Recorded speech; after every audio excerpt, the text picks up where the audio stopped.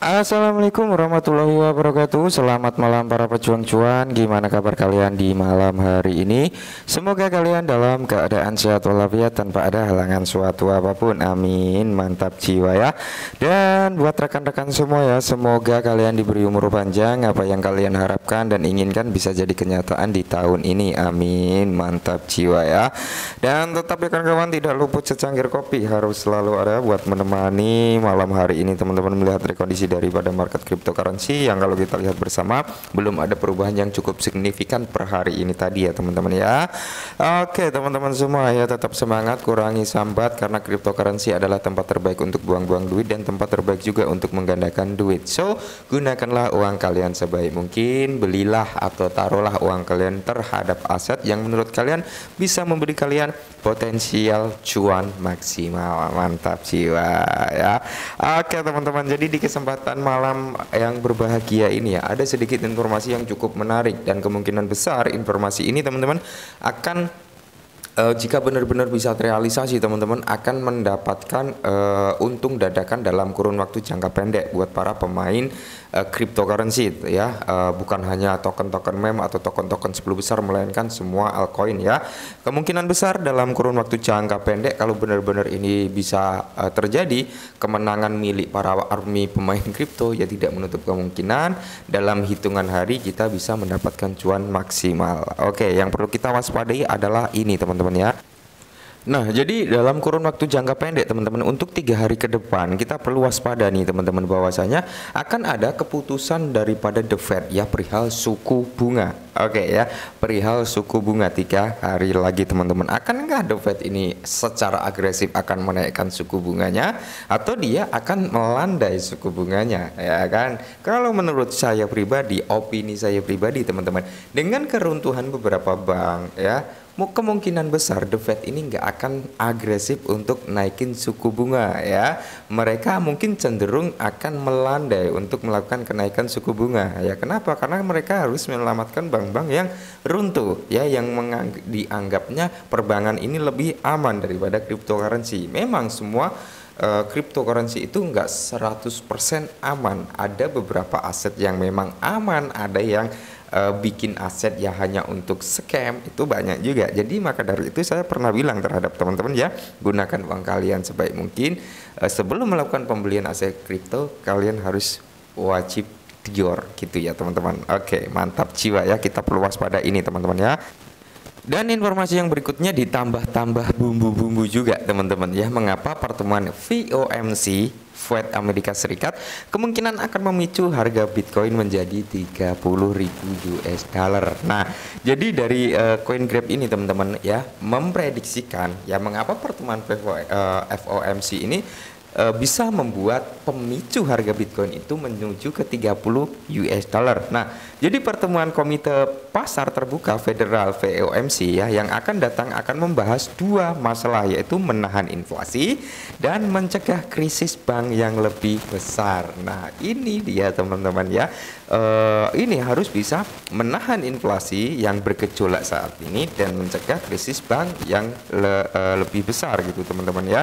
Jadi krisis perbankan yang sedang berlangsung bersama dengan kekhawatiran ekonomi makro di Amerika Serikat kemungkinan dapat memicu hasil yang menguntungkan untuk pasar kripto ya dalam pertemuan Komite Pasar Terbuka Federal ya FOMC mendatang. Nah, pertemuan Fed atau FOMC ini teman-teman, apa yang diharapkan gitu ya kan? Apa yang diharapkan oleh pemain kripto dengan pertemuan The Fed atau meeting FOMC ini nanti gitu ya kan?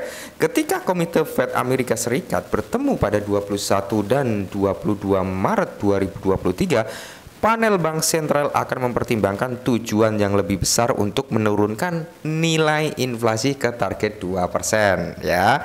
Namun tantangan langsung berupa krisis bank disebabkan oleh runtuhnya Silicon Valley ya, Valley Bank pekan lalu. Nah, jadi di sini Indeks harga konsumen CPI naik 0,4% pada Februari 2023 dan 6% dari tahun lalu. Namun KBW, Nasdaq, Bank Indeks saham acuan sektor perbankan turun 27,62% dalam 2 pekan terakhir karena kekhawatiran penurunan menyebar ke investor bank lain. Nah, inilah ya kenapa pemicu bisa dijadikan pemicu, dan akhir-akhir ini banyak orang yang berspekulasi Bitcoin ini akan naik itu teman-teman. Salah satu pemicu yaitu tadi, dimana ketika The Fed ini benar-benar cetak uang teman-teman ya, di situ kemungkinan besar akan banyak panik withdraw para user perbankan teman-teman ya. Kenapa?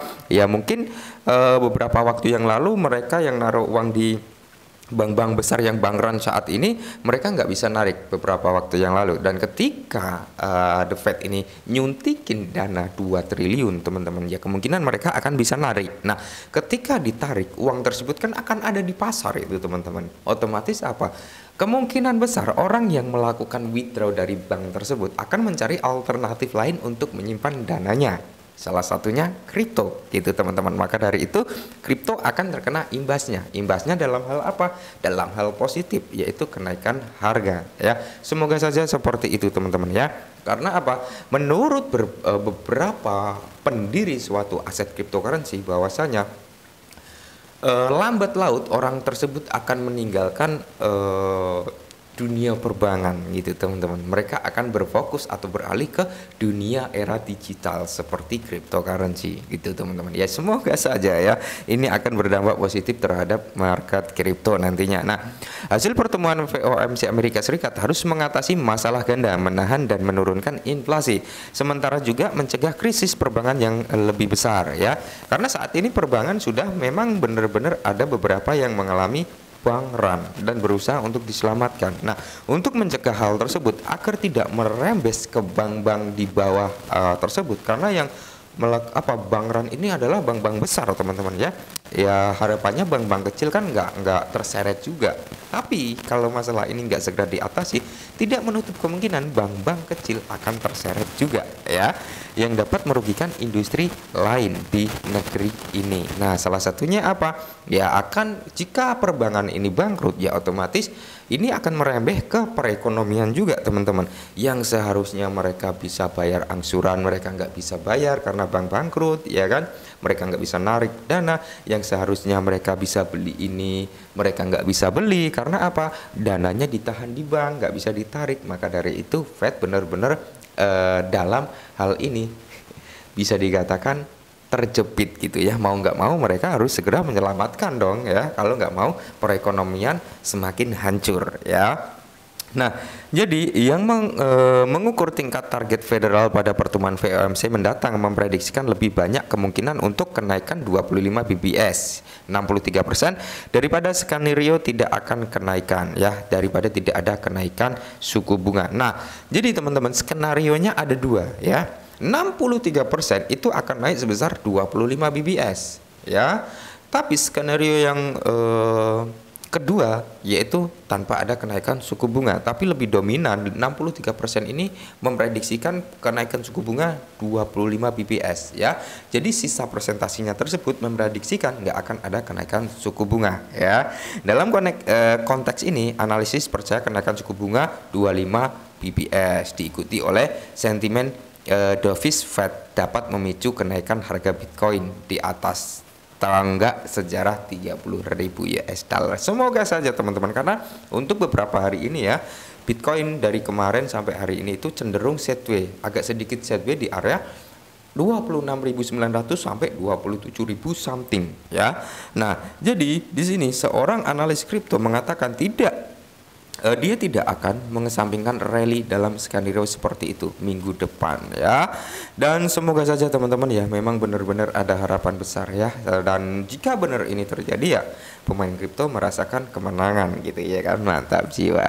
Oke, jadi ini dulu ya informasi yang cukup menarik juga sebenarnya, dan semoga ini benar-benar bisa terrealisasi. Buat teman-teman semua tetap semangat ya. Seperti yang saya bilang, kalian harus benar-benar kuat mental ya. Ketika kalian kuat mental, karena apa? siklus halving Bitcoin itu terjadi 4 tahun sekali ya. Jadi memang setelah ada kenaikan menyentuh new ATH akan terjadi dump besar-besaran juga ya. Kita sudah mampu melewati di tahun 2022, saat ini di 2023, masa halving di 2024, masa iya kita mau nyerah ya? Itu tergantung Anda. Oke, mungkin ini dulu perihal kripto kali ini, semoga sedikit membantu. Salam cuan.